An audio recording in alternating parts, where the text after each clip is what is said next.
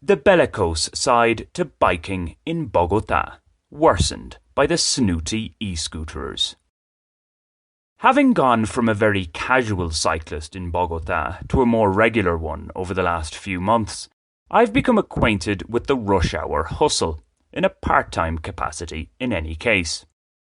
The various infrastructural issues with stretches of the capital's ever-expanding cycle lanes notwithstanding, something I elaborated on in Bogotá's Biking Blues, it can be assumed that cycling in the city today is safer than it was a decade or so ago.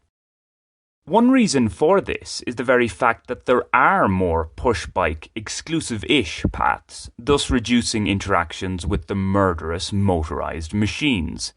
That's the idea or hope, anyway. Yet the aggressive devil-may-care driving displayed by those who get behind the wheel of a car has its biking equivalent. This is to be expected in a country where the thinking of many seems to be along the lines of, whatever rules may apply, these are for others to obey, not me. A substantial number of cyclists and e-scooter users, can we call them e-scooterers? I do have other terms for these particular menaces that I shan't repeat here, must believe that traffic lights are nothing more than luminous displays, if they notice their existence at all, that is. It may indeed be the latter because they certainly don't seem to notice the existence of other cycle lane users. Heaven forbid one might have to wait behind a long line of bikes at a busy junction. I'm in a rush to get to work. Another place where I get to demonstrate my lack of care and attention. Quite.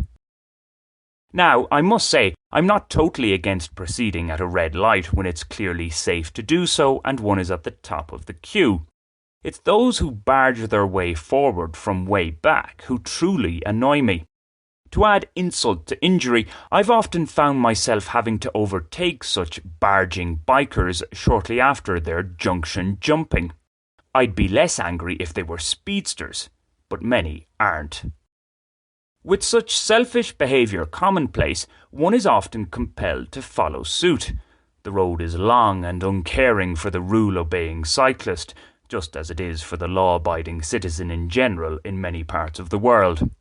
Thus, what should be a healthy, refreshing morning commute turns into a stress-filled battle of wits. For the record, when one cycles at off-peak times, which I do on the return from my Parque 93 classes, it is usually a more relaxed affair. Having said that, my spin to work, which takes me southwards from Calle 170 along Avenida Novena, is seen as one of the more civilized routes.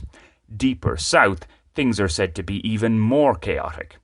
I have experienced this side on the odd occasion, but I can't comment with any authority. This careless conduct isn't going to change overnight. Indeed, it won't change at all if there's no genuine attempt to do so.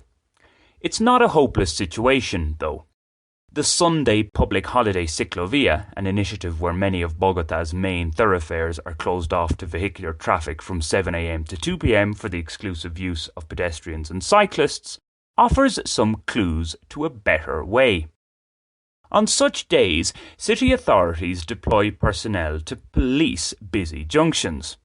When the lights are red, they'll often pull a rope across the road to hold pedestrians, cyclists, rollerbladers and what have you in place. From my limited observations of the practice, it seems to work. I'm not a major fan of travelling on ciclovia routes.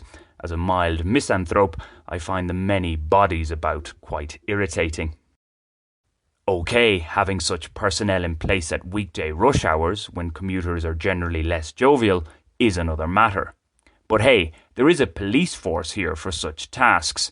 Then again, there are many things here that police should be policing, but not only do they not police them, they often commit the offences themselves. Another positive of ciclovia is its one-way system. Granted, space is at a premium in the city, but introducing more one-way cycle lanes where possible could help to reduce commuter tensions.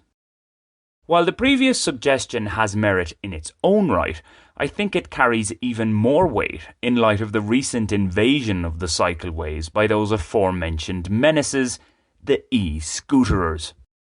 Seeing how many of these types appear to use their high-speed, not as green as they think they are devices as if they are auditioning to be the next James Bond, my preference is to ban them altogether. There are similar calls across the world.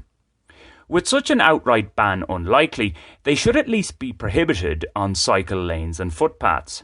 Basically, battle it out with other battery-containing modes of transport, wannabe 007s.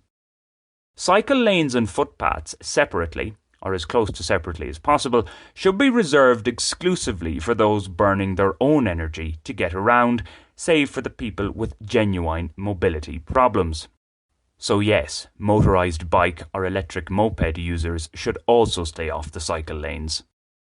As pointed out, we old-fashioned pedallers have enough with which to concern ourselves without having to compete with these lazy new-age commuters. So while I'll be happy to return to my preferred walking ways when my teaching work finishes shortly, we should still consider giving the snooty e-scooters the boot.